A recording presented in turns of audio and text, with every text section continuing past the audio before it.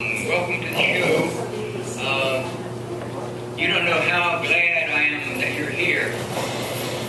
One time I tried talking to tables and chairs. There's no fun at all. It's much better if you're here. I want to start by talking about certain people that I refer to as fat. We don't have any of them here tonight. And I call them fat because that's what they are. They're not chunky, hefty, plump, or fluffy. And they're not big boned. The dinosaur is big boned. These people are not necessarily obese. Obese is a medical term. And overweight is misleading. That implies that there is some correct weight. And there's not. And these people are not large. An aircraft carrier is large. But it's not fat. Only people are fat. And that's what they are. I don't mean any insult or criticism. I just like to use accurate, descriptive language. I believe in seeing and telling things as they are, not as some people wish they were.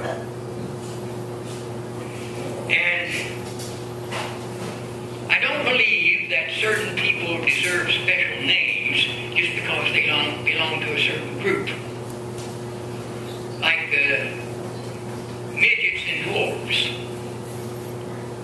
They are not little people. They're midgets and dwarfs. Infants are little people. Leprechauns are little people.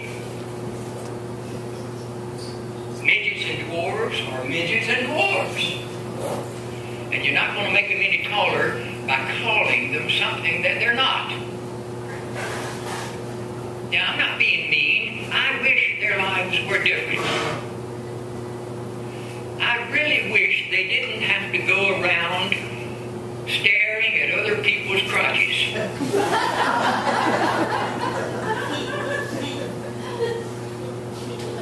But I can't fix that.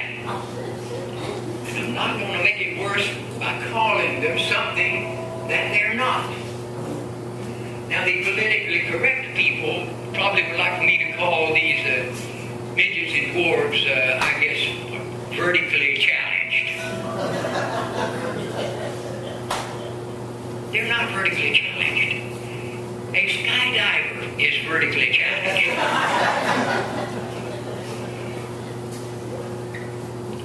And people who can't walk are cripples. They are not differently abled. If you're going to use tortured language like that, you have to include all of us. We're all differently abled. I'm able to do things you're not. You're able to do things I'm not. Besides, there is nothing wrong with the word cripples. Not a thing. It's in the Bible. Jesus healed the cripples. He did not engage in rehabilitative strategies for the differently abled. Now, when it comes to these politically correct folks, I have to say that I agree with their basic premise.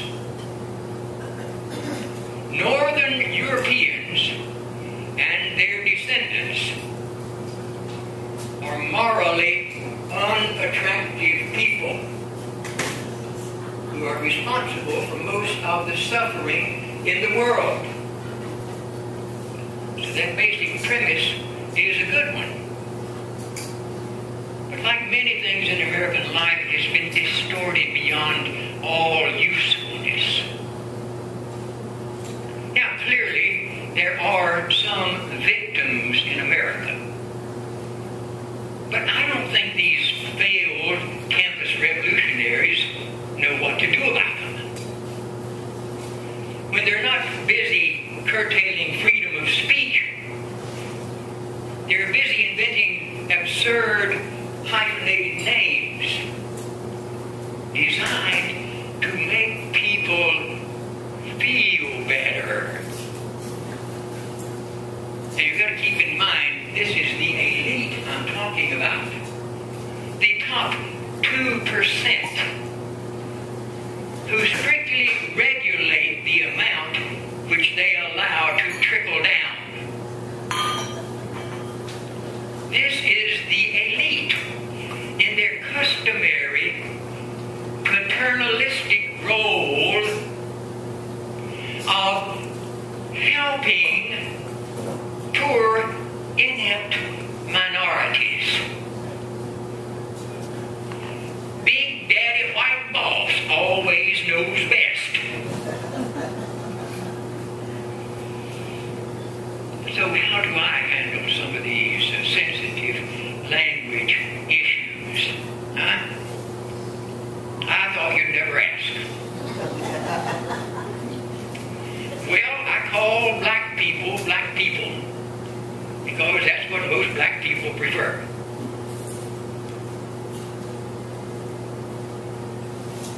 I do not use the term people of color. People of color sounds like something you might see when you're on mushrooms.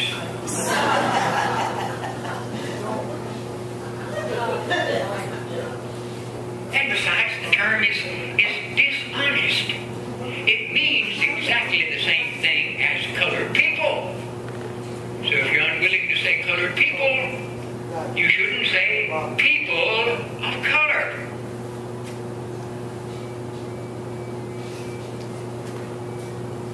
Besides, the whole idea of applying color to people is absurd. What shall we call white people? People of no color?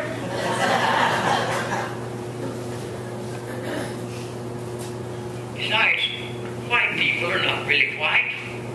They're mostly pink and beige.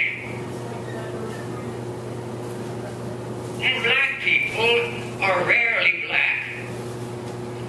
I see mostly shades of tan, olive, and brown.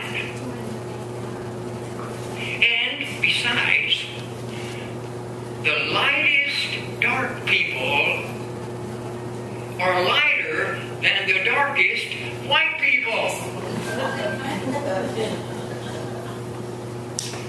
Look at the people in India. They're dark brown, yet they're considered white. People of color is a liberal, awkward guilt phrase that obscures meaning rather than enhancing it. What shall we call fat people? People of size? Now, some of you who know my work know that I hate euphemistic language. And euphemisms can pop up anywhere in American life, in any kind of situation.